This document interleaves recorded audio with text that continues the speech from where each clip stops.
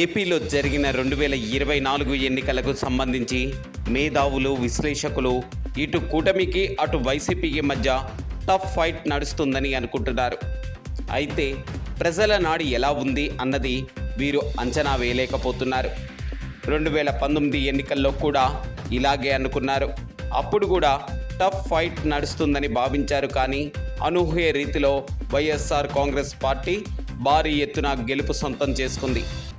151 సీట్లతో విజయ డంకా మోగించింది. ఎవరు ఊహించని విధంగా, ఎవరు అంచనా వేయని విధంగా అప్పట్లో ఫలితాలు వచ్చాయి. ఇదే ఫార్ములా ఇప్పుడు ఆంధ్రప్రదేశ్లో ఎందుకు కాదన్న ప్రశ్న తలెత్తుతుంది. ముఖ్యమంత్రి జగన్మోహన్ రెడ్డి పాలన చూశారు.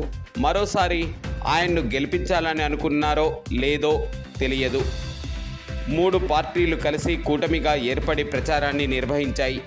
ప్రధాని మోడీతో సహా కేంద్ర మంత్రులు కూడా ఇక్కడ ప్రచారం చేశారు.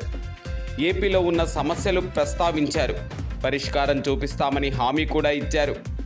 ఒకవేళ ప్రజలు ఆ విషయాన్ని నమ్మి కూటమి వైపు ఎందుకు మొగ్గు చూపించరనేది ప్రశ్నగా మారింది.